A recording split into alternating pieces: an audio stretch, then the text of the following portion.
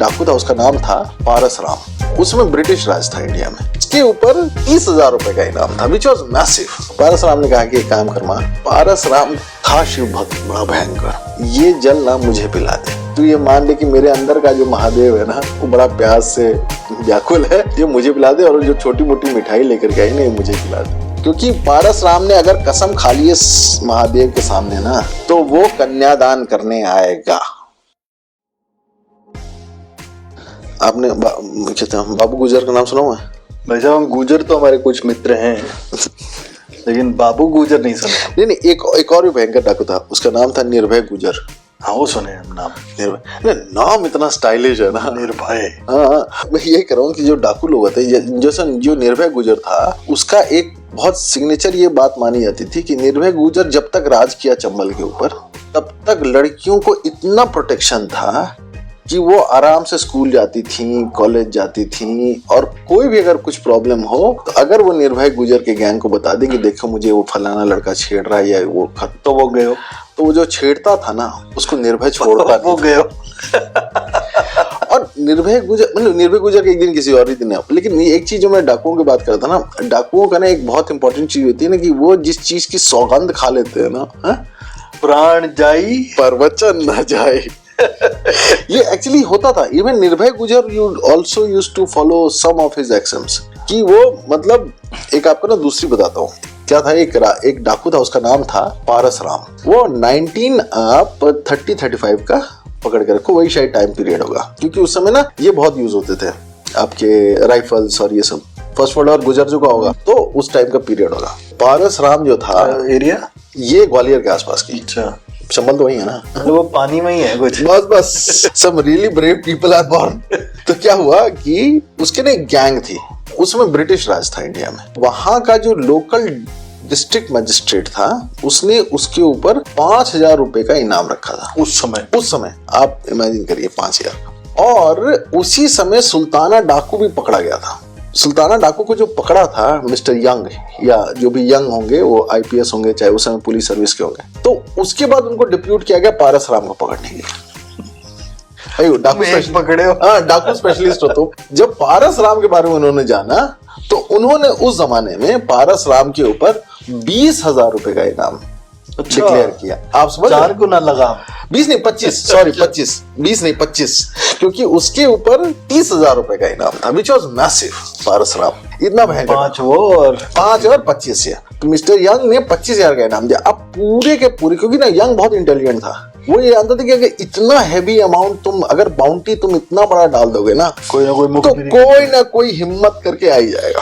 अब पारस राम एक बार कहीं डाका डालने के लिए गया, कोई मुखबिरी हो गई, तो उसकी गैंग बिखर गई, सारे लोग इधर उधर चले गए, और पारस राम अकेले जो है वो जंगल में घुस गया जान बचाने के लिए। अब वो जंगल से जब गुजर रहा था, उसको कहीं पानी मिले नहीं, पानी खोज रहा है, प्यास से हो गई उसकी हालत खराब, बुरी हालत। तो क्रॉस करते करते वो एक जगह आया, एक पेड़ के पास ना एक चबूतरा बना हुआ था छोटा सा, और उसके ऊपर ना एक शिवलिंग लगा हुआ था। पारस राम वो था शिव भक्त बड़ा भयंकर, तो उसने जाकर के वो देखा, तो उसको अच्छा नहीं लगा कि शिवलिंग टेढ़ी कैसे हो गई। तो वो उस प्यास में वो सब भूल भाल करके ना वो शिवलिंग को लगा ठीक करने, और उसने कहा कि देखो महादेव, जो लोग चोर हैं, जो लोग लूट रहे हैं इस देश को, वो हमें लुटेरा कह रहे हैं। मतलब अंग्रेजों को वो लुटेरा मानता था, तो जो लूट रहे हैं वो हमें लुटेरा कर रहे हैं, जबकि हम उन्हीं से छीन करके सबको बांट रहे हैं। हम गांव में सबकी मदद कर रहे हैं, और ये लोग आकर के गांव को लगान के नाम पे लूटते हैं, लेकिन चोर हम हैं। अब बताओ महादेव, कौन सा तुम्हारा न्याय चल रहा? वो अपना कुछ अपने मन से बोले जा रहा था, और उसको प्यास लगी हुई थी बड़ी जबरदस्त। एक बूढ़ी औरत वहां पे आई बेचारी, उसके हाथ में एक कटोरा था, जल था उसमें, और एक कटोरे से वो ढकी हुई थी उस जल को। तो इसने देखा, इसके सबसे पहले नजर गई कटोरे पे, यही तो प्यास पानी पिलाएगी है। तो बूढ़ी औरत जैसी आई, इसको देखी, तो उसने देखा कि तो शिवलिंग को ठीक ठाक कर रहा है, तो खुशी हुई, लेकिन ये बड़ा अच्छा कर रहे हो बेटा, मेरे में तो दम है नहीं इसको ठीक करने का। तो आकर के रख दी, और उसने पूछा कि तब और बताओ माँ, तुम कहाँ रहती हो, क्या हाल है? तो लगी रोने। तो इसमें लगी, क्या हो गया, तुम क्यों रोने लगी? तो उसने कहा कि मेरा बेटा था, बिहारी नाम था उसका, तो बिहारी जो था उसी ने ये शिवलिंग यहाँ पे स्थापित किया था, और उसके बाद वो और उसकी पत्नी बहुत अच्छे थे, मेरा बेटा बहुत अच्छा था। लेकिन क्या हुआ कि गांव में प्लेग हुआ, और उसकी वाइफ और बिहारी ये दोनों चल बसे। चल बसे। सिर्फ ये बूढ़ी औरत और इसके साथ उसकी 10 साल की बेटी बिहारी की, बस यही दोनों अब गांव में बच गए थे। अब ये दोनों किस तरीके से अपना जीवन यापन करते, लेकिन बूढ़ी ने ये कहा कि चूंकि मेरे बेटे की याद थी इस शिवलिंग में ना, इसीलिए मैं आकर के रोज यहाँ पे पानी और थोड़े से सेवा करती हाँ हूँ। थोड़ी सी सेवा में कर देती हूँ। अब इसको बड़ा मतलब अजीब लगा पारसराम को। पारसराम ने कहा कि एक काम कर माँ, ये जल ना मुझे पिला दे। तू ये मान ले कि मेरे अंदर का जो महादेव है ना, वो बड़ा प्यास से व्याकुल है, ये मुझे पिला दे, और जो छोटी मोटी मिठाई लेकर के आई ना, ये मुझे खिला दे। तो उसकी माँ कहती है कि हाँ बेटा तुम पी लो, हम भी मान लेंगे कि चलो हम फिर से चढ़ा देंगे, लेकिन तुमको प्यास लगी हुई तो तुम पी लो। तो पी लिया जल और वो मिठाई खा लिया। फिर उसने पूछा कि और क्या, तो बोली और रोए जा रही थी। बोली तुम अभी क्यों रो रही है, तो पुरानी घटना हो गई। बोली अरे मेरे को मेरी उसकी बेटी की शादी करनी है बिहारी की, किसी मंथ के 15वें तारीख को उसका डेट था शादी का। तो बोली क्या वो शादी होगी कैसे, न तो मेरे पास जमीन है न कुछ है, कुछ भी तो है नहीं। अब मेरे भाई ने, मतलब जो बूढ़ी औरत थी उनके जो भाई थे, उन्होंने शादी पक्की कर दी है, सबने मदद की प्रॉमिस तो करी है, लेकिन मदद कुछ आई तो है नहीं मेरे पास। अब शादी कैसे करूं, यही एक आखिरी जिम्मेवारी है मेरे पास, इसके बाद मैं अपने आंख मूंद लूंगी, मुझे इसके बाद और कुछ नहीं करना सिर्फ। तो पारसराम ने कहा कि देख माँ, महादेव के सामने बैठा हूँ, तेरी बेटी की शादी बड़ी धूमधाम से होगी और मैं उसका कन्यादान करूंगा। तो बोले तुम हो कौन, ठीक है तुम हो कौन, मुझे पता भी नहीं है कौन हो तुम। तो बोले कि तू बस ये जान कि आज पारसराम ने तुझे वचन दिया है महादेव के सामने, अब तुमको जो जो चीज की जरूरत होगी ना, शादी से 2 दिन पहले तुमको सब मिल जाएगा। बस तू मुझे ये बता दे कि तू कहाँ रहती है। उस बूढ़ी ने बताया, बेचारी आंसू आंसू पूछ ली, बेचारी खुश हो गई, उसको उम्मीद की किरण लगी। और उस बाद पारसराम ने पानी वानी पूरा पिया, फिर घोड़े पे बैठा और वो तगड़ो तगड़ो करते हुए निकल गया। अब बूढ़ी बहुत खुश, being a simple village lady, वो घर गई। अब बेचारी उसको लगा कि हमारे जो सरपंच जी हैं और जो बेटी है उसको बता दी कि देख बेटा तेरा शादी हो जाएगा, मुझे एक परेशानी कम हो। हाँ परेशानी कम होगी, पारसराम ने मुझे वचन दिया। अब जैसे ही सरपंच को सुनाई दिया कि वो तेरी पारसराम, तो कहे कि वो मुझसे डिस्क्रिप्शन दिया, डिस्क्रिप्शन तो मैं समझ में आया कि तो वही पारसराम है। 30,000 वाला 30,000। अब उसके मन में लालच, मन में लड्डू फूटा, समझ रहे हो, लड्डू फूट गया उनका। और फूटने के बाद वो क्या करेंगे, एज यूजुअल वो दौड़ते दौड़ते पहुंच गए तगड़े तगड़े मिस्टर यंग के पास। हेलो मिस्टर यंग, हाय तुम इंडिया। तो बोले देखो मिस्टर यंग, तुम मुझे पैसे पकड़ा दो, क्योंकि पारसराम ने अगर कसम खा ली इस महादेव के सामने ना, तो वो कन्यादान करने आएगा और आप उसको पकड़ लेना। तो मिस्टर यंग बोला बहुत तुम अच्छा है, बहुत अच्छा आदमी है, हम लोग उस दिन अगर हम पकड़ा जाता तो तुमको हम तुम्हारा इनाम दे देगा। अब क्या हुआ कि शादी से ठीक 2 दिन पहले 3 या 4 गाड़ियां आई झांसी से या इटावा से, और गाड़ियों में अनाज, कपड़े, ये वो, मतलब जो जो शादी का सामान था ना भरा हुआ था उसमें। और उसके बाद वो ले आकर के खड़ी हुई। अब ये लोग तो जासूसी वाले लोग तो लगे हुए थे कि भैया जो उनका जो आईबी होगा मिस्टर यंग का, वो देखिए कि बुढ़िया के घर के सामने तो लगी हैं गाड़ियां। उन्होंने पकड़ लिया उसको, ड्राइवर्स को। अब उन्होंने उससे पूछताछ शुरू की कि ड्राइवर इधर सुनो। तो उन्होंने कहा कि देखो हमें कुछ नहीं मालूम, हमें ये मालूम है कि हमें ये दुकान से सामान हमारे पे लाद दिया गया, हमें पैसा दे दिया गया। उन्होंने कहा कि यहाँ फला गांव में बिहारी के घर पे जाकर के आपको ये सारा सामान डाल के आना है, बस हमें और कुछ नहीं मालूम, कौन था क्या था हमें कुछ नहीं मालूम। उन्होंने कहा कि बस ठीक है चलो, इतना तो कंफर्म हो गया कि पारसराम जो है वो अपने बात का पक्का है। अब आ गया शादी का दिन। अब बूढ़ी जो थी इधर, ये खुशी के मारे बेचारी सबको कहानी सुना रही है। उसकी खुशी कि सोचो कि एक आदमी ने एक स्ट्रेंजर जिसको सिर्फ एक लोटा पानी पिलाया था, उसने कितना कर दिया उसके लिए, और वो सबको ये बता रही है कि देखो कितना अच्छा लड़ा है, ये है वो है, एकदम भगवान का अवतार है, ये है, मतलब बेचारी अपना नॉन स्टॉप सबको कहानी सुनाई जा रही है। अब उसको समझ में नहीं आ रही कि क्या कांड होने वाला। उसके बाद मिस्टर यंग जो थे, मिस्टर यंग ने क्या किया कि अपने कम से कम उन्होंने 30 या 40 पुलिस वालों का भेष बदला, खुद भी भेष बदला, और वो आ गए घोड़ों के व्यापारी बन करके उस गाँव में, और उन्होंने डाल दिया डेरा, और बहुत जगह पे वो अपने लोगों को पोस्ट कर दिया, और सारे लोग वॉच पे लगे हुए कि आएगा तो पकड़ेंगे हम। इधर पारसराम ने तो कसम खाई हुई थी, वो तो जाया गई। तो पारसराम घोड़े पे जैसे ही चढ़ा, उसका एक साथी था, उसका नाम था रहीम। तो रहीम जो था वो पंजाब से आया था। और वो पारस राम का एक टाइप से बहुत ट्रस्टेड आदमी था। उसकी ना दो टैलेंट थे, एक तो घोड़ा चलाना उससे तेज कोई नहीं जानता था, और दूसरा चलते हुए घोड़े से निशाना लगाना उससे तेज कोई नहीं जानता था। तो रहीम ने कहा कि पारस राम जी, ये मैं पता चला है कि ये यंग है, वो 30 लोगों के साथ उसी गांव की तरफ गया है जहां तुम जा रहे हो। तो पारस राम ने कहा कि अब महादेव की इच्छा है तो मिस्टर यंग हमें पकड़ लेंगे, और नहीं होगी तो जैसे आज तक हम बचे हैं वैसे आज भी बच जाएंगे। तो रहीम बोला वचन नहीं तोड़ूंगा। हाँ, वो तो नहीं तोड़ सकते, महादेव के सामने सौगंध दिखाया था उन्होंने। बस क्या हुआ कि रहीम बोला कि भैया मैं तो चलूंगा आपके साथ। तो बोला कि क्यों, तुम क्या जरूरत, तुम अपनी जान क्यों जोखिम में डालोगे? तो बोले कि ये जान मैंने आपके लिए आज तक संभाल के रखी हुई है, और आपके काम नहीं आएगी तो फिर इस जान का कोई मतलब नहीं है, आपके साथ तो मैं चलूंगा ही।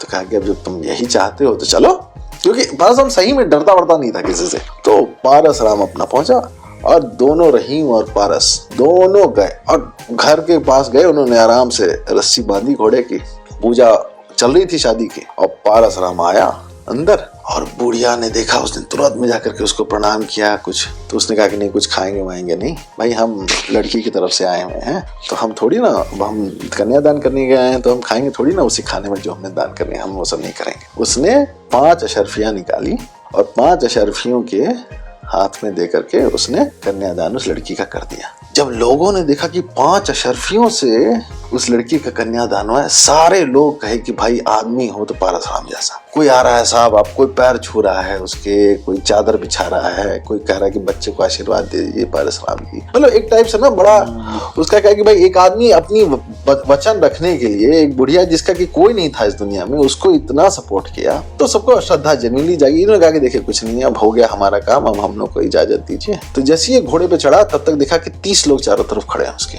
गन लेके। तो पारस राम और जो यंग था वो सामने खड़ा था। तो यंग कहा कि चलो। तो कहा पारस राम की देखो शादी का माहौल है, यहाँ क्यों खराब करना है, मेरा और आपका जो होना है गांव के बाहर कर लेते हैं। मिस्टर यंग ने कहा कि तुम भी अपने वचन के पक्के हो कि तुम आ गए यहाँ पे, चलो ठीक है तुम्हारी बात रख लेते हैं गाँव के बाहर। बस पारस राम घूमा और रहीम घुमा, दोनों दौड़ लगाए घोड़े पे। तब तक इनको समझ में नहीं आएगी क्या हुआ। ये लोग तब तक घोड़े पे सवार होते तब तक ये दोनों छू बनता रहा, दौड़ना शुरू किया इन्होंने। दौड़ते दौड़ते तब तक 30 लोग तो थे ही, तो इन्होंने ऐसे पोजीशन किया हुआ था कि कुछ लोग बाहर भी थे। उन्होंने उसको घेरा, पारस राम को और रहीम को। पारस राम और रहीम ने गोलियां चलानी शुरू करी, तो 4-5 तो मार दिए रहीम ने और पारस राम ने। तब तक और पीछे से आए। तब तक रहीम जो था पारस राम को बोला कि आप निकलिए, मैं इनको रोकता हूँ। रहीम के साथ उसकी शूट चल रही थी, फायरिंग चल रही थी, और रहीम जो था भाग भी रहा था, शूट भी करता। तब तक उसके एक गोली आकर के धंस गई कंधे पे। तो उसको लगा कि अब मेरा ये समय हो गया, मेरे को जो करना था। गिर गया घोड़े से, और उसने एकदम ठीक निशाना लगा करके 2-3 को और उड़ा दिया। अब मिस्टर यंग जो थे एकदम बोले कि यार इतना जबरदस्त निशाना और घोड़ा चलाने वाला उन्होंने आज तक जिंदगी में नहीं देखा था रहीम जैसा। मैं सोचा कि इसका गुरु कैसा होगा पारस राम जिसके लिए जान दे रहा है। तो और आए उसके पीछे, और पारस राम भी पीछे से भी घूम घूम करके गोली चला रहा था, दौड़ रहा था। दौड़ बहुत 1-2 कोस जब आगे दौड़े ये लोग, तब जाकर के दिखाई दिया वो। तब तक मिस्टर यंग और 2-3 लोगों ने निशाना लगाया, और गोली जो है वो जाकर के घोड़े के लग गई, पारस राम के। अब पारस राम ने उस घोड़े को किसी तरह खींचना, लेकिन घोड़े से चला नहीं आता। तब तक आ गया सामने नाला, और वो था तो नाला, लेकिन उसमें बारिश हुआ तो कुछ आए हुए थे, उसमें पानी बहुत ज्यादा भरा हुआ था, और वो था कच्चा नाला। तो पारस राम ने सोचा कि वो उछल करके उसको क्रॉस कर जाएगा किसी तरीके से, लेकिन हुआ नहीं, और वो गिर गया पानी के अंदर। अब जो नाले आज के जमाने में हम सीमेंटेड नाले देखते हैं, पहले ना गड्ढे रहते थे, खाली सिर्फ गड्ढे, ठीक है। तो उसमें ना बीच में केव्स बने रहते थे इस तरीके के। तब तक मिस्टर यंग पहुंच गए वहां पे। तो मिस्टर यंग ने कहा कि अरे पारस राम, तुम चारों तरफ से घिर गए हो, अपने हथियार डाल करके बाहर आ जाओ। पारस राम ने कुछ नहीं बोला। फिर उसने कहा कि मुझे मालूम है तुम सुन रहे हो, और रात का टाइम हो गया था क्योंकि शादी हो रही थी, फिर रात का अंधेरे में ही सब चला। तब तक एक उनका जो सोल्जर था वो कहा कि काम करते हैं, मिट्टी को गड्ढा ऐसे मारते हैं, उस गड्ढे में दब के मर जाएगा वो। तो मिस्टर यंग ने बोला कि उसको जिंदा पकड़ना है, ये सब नहीं। तो फिर एक और आया, बोलते अभी मैं जाता हूँ। जैसे ही गया उसने मुंह दिखाई, निशाना लेके बैठा हुआ था। पारस राम बुम उड़ा दिया सिर। मिस्टर यंग टेकन अबैक हो गए कि भाई साहब अभी भी है। अब मिस्टर यंग भी कि भाई इतना वीर आदमी, उसको एब्सोल्युटली मालूम है कि मैं मारा जाएगा। तो मिस्टर यंग ने कहा कि देखो पारस, तुम अपने वचन के बहुत पक्के आदमी, और ये मिस्टर यंग वो अपने भी फादर का नाम लिए, मैं भी बहुत पक्का हूँ। अगर तुम आज हथियार डाल के बाहर निकल के आते हो तो मैं ये कसम खाता हूं कि मैं तुमको छुड़ा लूंगा। मतलब he was respecting the other person कि जो आदमी अपनी बात का इतना पक्का हो, और ये भी वो जानते थे कि भाई वो किस तरीके का आदमी। He was kind of a freedom fighter only. उन्होंने कहा कि भाई मैं तुमको छुड़ा लूंगा, ये मेरा प्रॉमिस है, तुम बात मान ले मेरी, छोड़ दिया यार, तेरे को मारना नहीं चाहता मैं, तेरे you are such a good man. तो पारसराम ने बोला कि ठीक है, तुमने मुझे वचन दिया ना, तो अपने वचन की लाज रखना, मैं फेंक के आ रहा हूँ बाहर। पारसराम अपना गन फेंक करके बाहर आ गया। बाहर आ गया, मिस्टर यंग ने उसको अरेस्ट किया, उसके बाद उसको लेके गए, फिर उसको कलकत्ते लेकर के गए। कलकत्ते में फिर उसका ट्रायल वायल हुआ, उसको जेल दिया गया। मिस्टर यंग ने फिर उसके लिए पैरवी लिखी, पैरवी लिख करके फिर उसको पैरोल पे या जब भी उसकी अच्छी सजा करके वो 7-8 साल के अंदर उसको निकलवा दिया। मिस्टर यंग मतलब he also held his ground. Parasram जब बाहर निकला तो उसको वही लगा कि संघर्ष करने का जो तरीका मेरा था ना, वो सही नहीं था। इस दौरान वो सरपंच को 30,000 मिल गए। हाँ, वो तो मिल ही गए होंगे। ये बहुत अच्छा सवाल है, ये पूछना पड़ेगा, वेट कर रहा था। तो वो बोले कि यार संघर्ष करने का जो तरीका था ना, वो शायद मेरा गलत था। मुझे जो है ना, लोगों को रादर देन कि मैं उनको प्रोटेक्ट करूं और सिर्फ पैसे दूं ना, मुझे उनको इस तरीके से जागृत करना चाहिए कि वो आत्मसम्मान और इन सब चीजों के बारे में सोचें और तब फिर अंग्रेजों का विरोध करें। क्योंकि अंग्रेज भी जो है ना, वैसे कमजोर ऐसे ये धोखेबाज नहीं थे। उसका ये अंडरस्टैंडिंग था कि भाई अगर आप जेन्युइन होंगे ना, तो ये भी आपका रेस्पेक्ट करेंगे। चंबल के पानी में कुछ तो है बात।